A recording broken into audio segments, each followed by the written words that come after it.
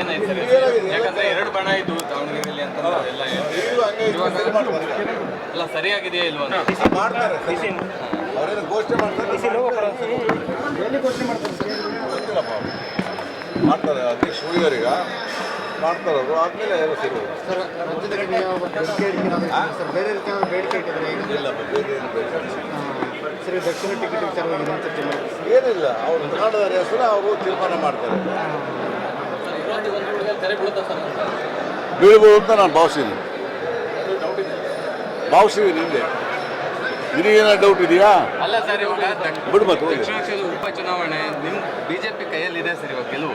ಆದ್ರೂ ಕೂಡ ಇದು 2 ಬಣ ಆಗಿ ಎಲ್ಲ ಸರಿ ಅಂತಂದ್ರೆ ಸರ್ ನೀನೇ ಯೋಚನೆ ಮಾಡಬೇಡ. ನಮ್ಗೆ ಗೆಲ್ಲೋದು ಗೊತ್ತಿದೆ, ಗೆಲ್ತೀವಿ. ನೀನೇ ಯೋಚನೆ ಮಾಡಬೇಡ.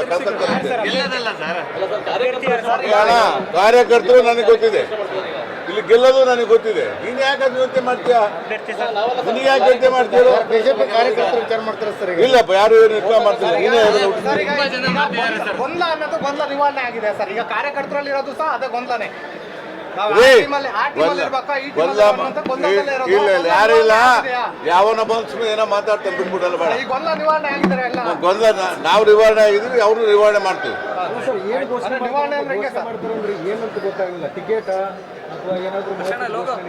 ಅದು ರಾಜ್ಯಾಧ್ಯಕ್ಷರು ಇನ್ಚಾರ್ಜ್ ಬಿಟ್ಟಂಥದ್ದು. ಪ್ರಧಾನ ಇವರು ನಮ್ಮ ಮಹಾಮಂತ್ರಿ ಇದ್ದಾರೆ, ಮಾಡ್ತಾರೆ. ಅದು ಅವ್ರು ಹೇಳಿದ ಮೇಲೆ ನಾನು ಹೇಳ್ತೀನಿ. ನಿಮಗೆ ಅವ್ರು ಘೋಷಣೆ ಮಾಡಿದ ಮೇಲೆ ಬಾ ಹೇಳ್ತೀನಿ.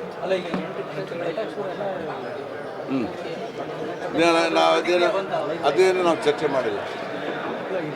ಇವತ್ತು ಎಲ್ಲ 2 ಕ್ಷೇತ್ರದ ಕಾರ್ಯಕರ್ತರು ಬಂದು ನಿಮಗೆ ಒಂದು ಮನವಿ ಕೊಟ್ಟಿದ್ದಾರೆ ಸರ್. ಮನವಿಯಲ್ಲಿ ನನಗೆ ಗೆರವ್ ಮಾಡಿದ್ರು, ಹೇಳಿದ್ದೀನಿ ಅವರಿಗೆಲ್ಲ. ಈಗ ಹೇಳಿ ಕಳಿಸ್ತೀನಿ ಅವ್ರಿಗೆಲ್ಲ. ಅವ್ರಿಗೆ ಆ ಕಾರ್ಯಕರ್ತರು ಏನು ಹೇಳಕ್ ಬಯಸ್ತೀರಿ ಸರ್? ನಾನೆಲ್ಲ ಸಮಾಧಾನ ಮಾಡೋ ಶಕ್ತಿ ಇದೆ ನನಗೆ, ಮಾಡ್ತೀನಿ. ಆ ಶಕ್ತಿ ನನಗಿದೆ. ಅದಿರೋದಕ್ಕೆ ನಾನು 30 ವರ್ಷ ರಾಜಕಾರಣ ಮಾಡಿದ್ದೀನಿ. ನಾನು ಸಮಾಧಾನ ಮಾಡ್ತೀನಿ. ಅವ್ರು ತುಂಬಾ ನೋವಿನಲ್ಲಿದ್ದಾರೆ ಅವರು. ಈ ನೋವಿನಾಗಿದ್ದು ಇಲ್ದಿದ್ದು ಸಾಕು, ಅವರೆಲ್ಲ ಚೆನ್ನಾಗಿರ್ತಾರೆ.